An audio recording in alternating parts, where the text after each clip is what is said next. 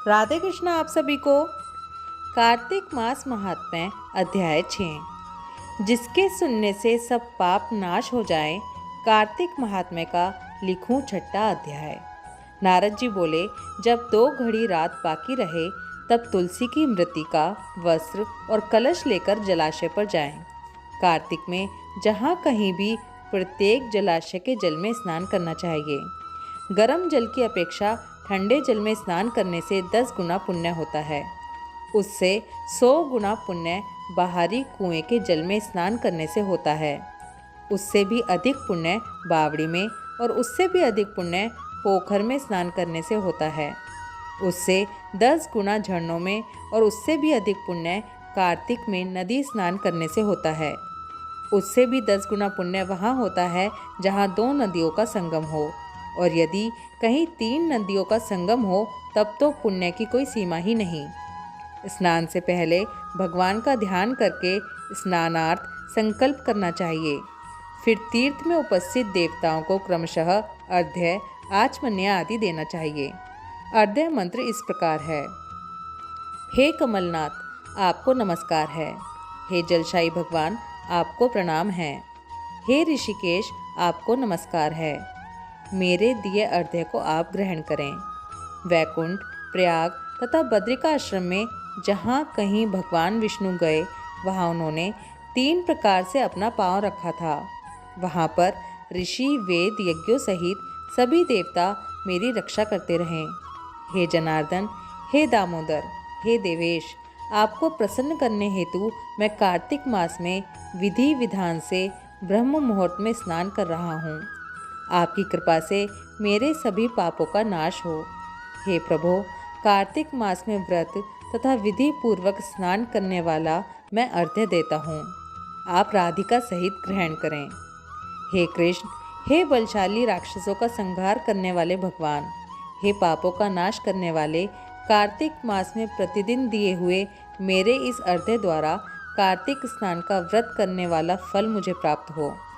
तत्पश्चात विष्णु, शिव तथा सूर्य का ध्यान करके जल में प्रवेश कर नाभि के बराबर जल में खड़े होकर विधि पूर्वक स्नान करना चाहिए।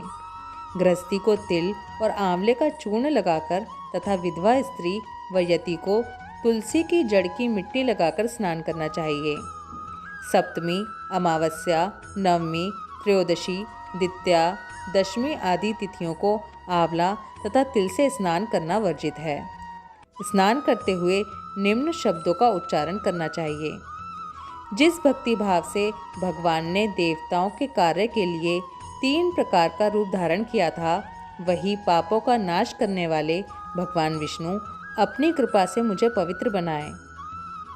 जो अमनुष्य भगवान विष्णु की आज्ञा से कार्तिक व्रत करता है, उसकी इंद्र आदि सभी देवता रक्षा करते हैं, इसलिए वह मुझको पवित्र करें। बीजों, रहस्यों तथा यज्ञों सहित वेदों के मंत्र, कश्यप आदि ऋषि, इंद्र आदि देवता मुझे पवित्र करें। अदिति आदि सभी नारियां, यज्ञ, सिद्ध, सर्प और समस्त औषधियां व तीनों लोकों के पहाड़ मुझे पवित्र करें।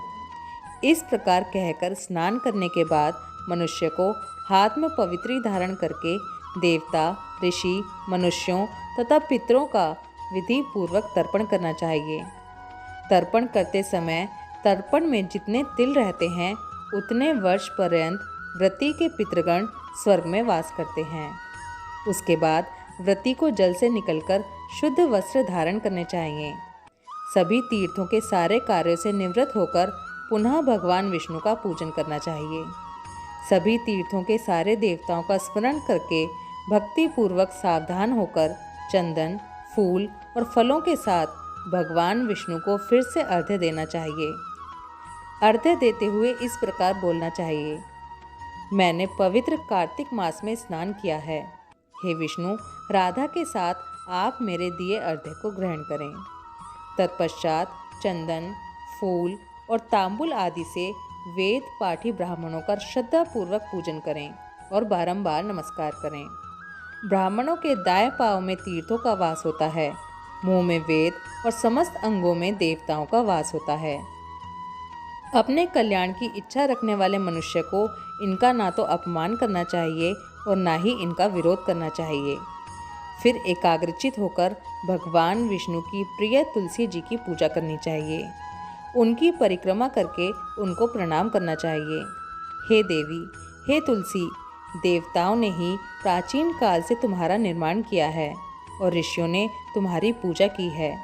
हे विष्णु प्रिय तुलसी, आपको नमस्कार है। आप मेरे समस्त पापों को नष्ट करो। इस प्रकार जो मनुष्य भक्ति पूर्वक कार्तिक व्रत का अनुष्ठान करते हैं वे संसार के सुखों का भोग करते हुए अंत में मोक्ष को प्राप्त होते हैं। कार्तिक मास महात्म्य अध्याय 6 समाप्तम। ओम नमो भगवते वासुदेवाय नमः। राधे कृष्णा।